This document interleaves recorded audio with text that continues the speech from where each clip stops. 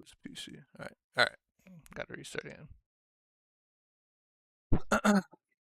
What's up, guys? This is a response. I'm a Grandmaster Protoss on the North American ladder. I don't want to waste your time, so I'm going to get right into the replay. But I just want to discuss PvZ a little bit. I know there's been two sides of kind of the discussion. One side thinks that apparently Protoss is very overpowered somehow, and the other side thinks that Protoss is basically unplayable.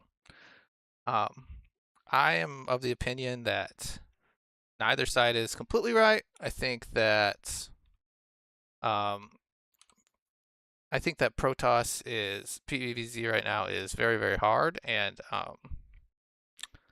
it's in a state where you're forced to play certain styles just to like survive different timings and stuff. But it's not unwinnable. It's probably like a 58 42, 60, 40 matchup, somewhere in that range. So you can still beat, players that you're better than a good chunk of the time. And you can even beat better players that are better than you on occasion. It's just lower those amounts. And then players that are worse than you are going to have a better win rate than you. And that's the best way to look at it. It's not all about just like, 1 or 0. There's a vast different amount of options that can happen in a game. So just blaming it all on balance is kind of not a realistic thing. People make mistakes. Zergs make mistakes all the time. Protoss, as you're playing, you're going to make mistakes. First thing I want to point out about this build is I'm doing a 13 gateway, which is bad economically. However, makes stopping 12 or like 8 pools a little bit easier. So that's just one thing I do that I don't think anybody else does. And if you're at lower levels, I would probably recommend it because stopping pool first builds that are really early are pretty difficult, especially if you're not very good at Zealot micro, and you want the first and second Zealot as quickly as possible. So yeah, I'm going a 13 pool build here.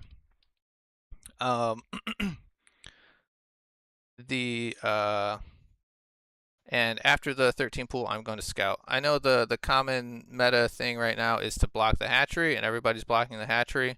But for this build order, I don't think it's necessary. I don't think we really even need to do that. Yeah.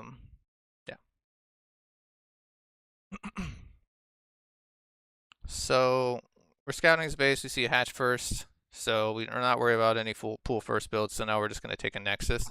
We're taking a Nexus at 17 supply before a gas. And again, I'm not saying many people do this either. So this is something it's obviously better mineral income economically.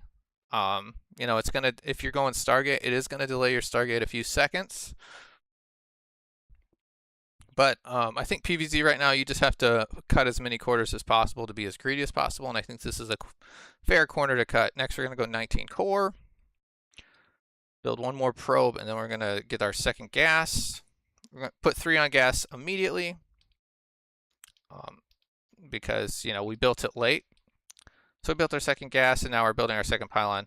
Now, second pylon positioning is important here. We're going to build it kind of in the middle between our main and natural most of the time. You can randomize this slightly if the Zerg starts realizing you're always doing this.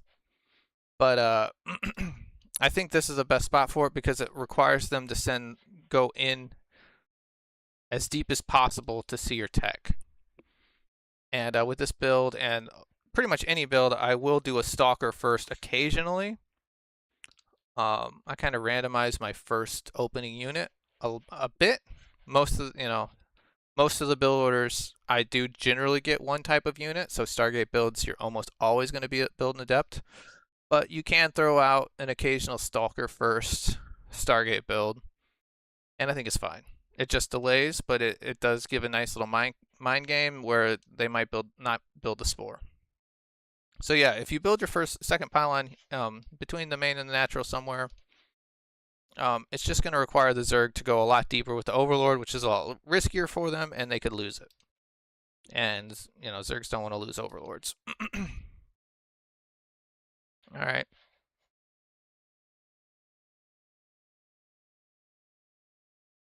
So next we're going to start our stalker right away. No chrono on it. We're just being as greedy as possible on probes. We chrono our probes. We're checking for the third base.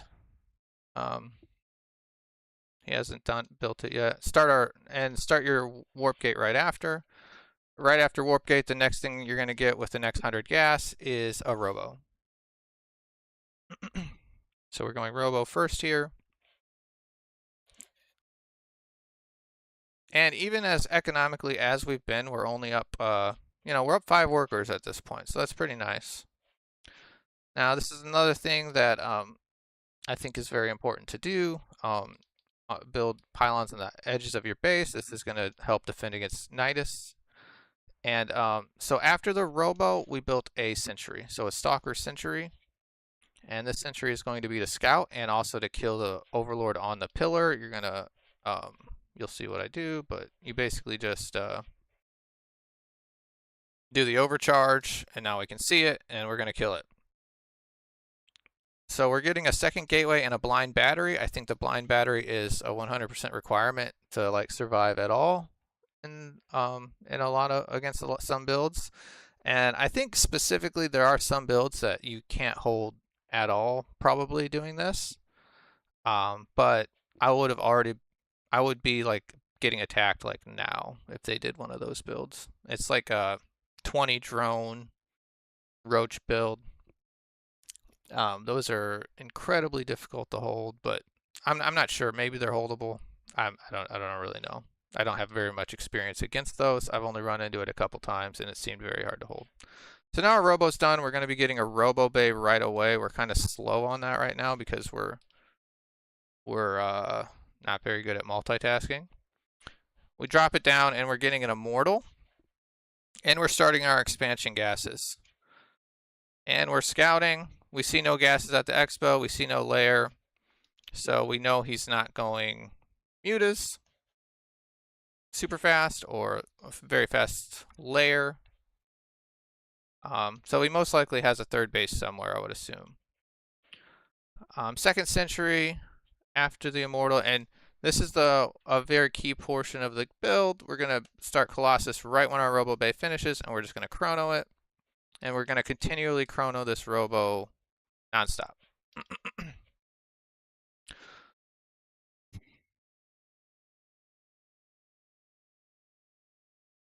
Now, as we get money, extra money, we're going to start adding gateways here. We're going to get up to 8 gateways off of 2 bases. And we're just things we're focused on, and we're going to go up to 46 probes or 45? 45 probes. Because we want 16 in the main, 16 in the natural, and 1 extra because we're going to bring a probe with us. So it's not 44, which is 2 base saturation. It's 1 extra, so you can bring a probe along to build proxy pylons. Adding additional gateways as money comes. And we just keep and we're kind of slowly trickling out units out of our gateways, but we're not using them very much as of yet because we're trying to have enough gas to build Colossus. So yeah, we're up to our 8 gateways now. Our third Colossus is still being chronoed, and if you chrono these appropriately and you're on time, you should be able to get 3 Colossus right around the 7-minute mark. And now that our third Colossus is built, we're building a lot more units out of the gateways, with sentries and zealots mainly. The one caveat to that is if you see a fast layer, I would send another scout. I would want to know if it's Spire, and in that case, I would build a higher amount of stalkers.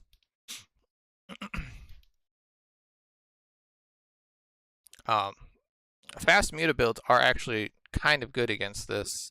They can get like 12 or 14 mutas, and if you just have like 1 or 2 stalkers and like not very many sentries, they could just, kill all your ground units. So you have to be aware of that, and if you see that, you have to be building more stalkers earlier with your gas.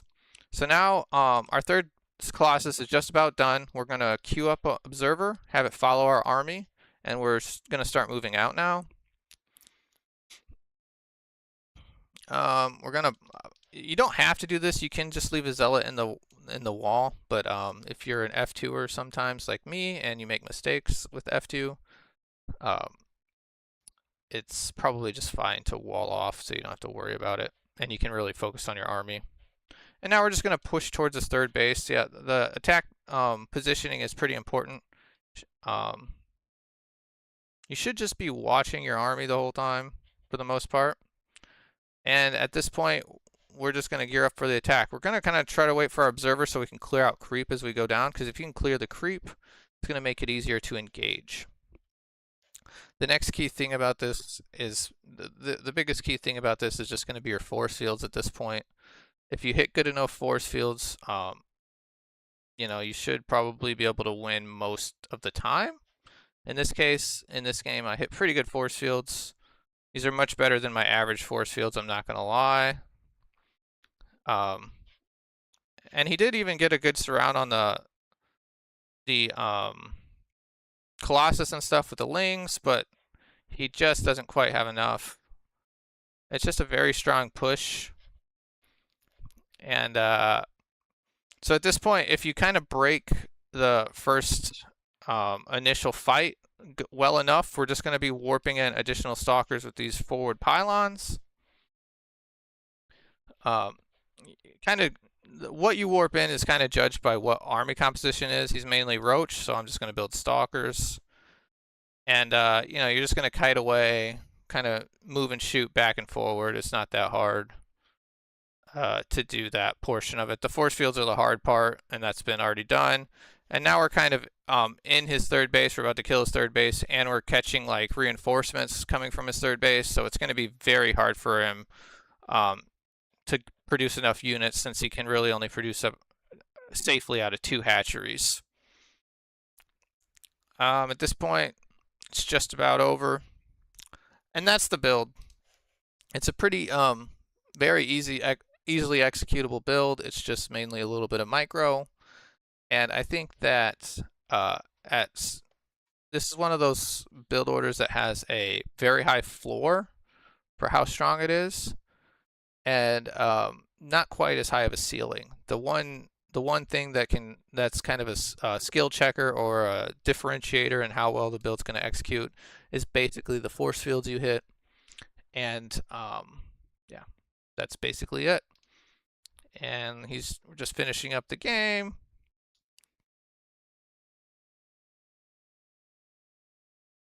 And with the 8 gateways of reinforcements, you can see how many stalkers I'm able to build, and your GG's out. So that's the build. I hope you enjoyed it. I hope this helps with your PVZs a little bit. It's not a build you want to do every game, but I would recommend at least trying it out. Let me know how you like it. Leave any comments or questions in the chat or in the comments below, and maybe I'll make another one at some point. Peace.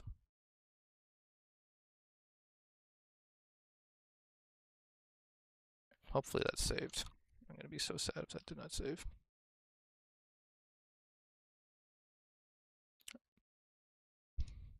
I don't know how to be like entertaining. It's really quite a skill. I don't know.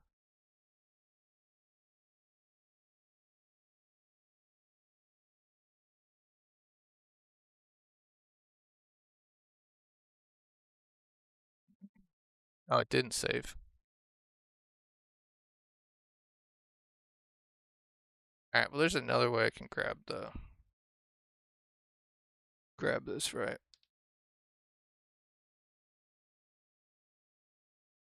Luckily, I was running YouTube.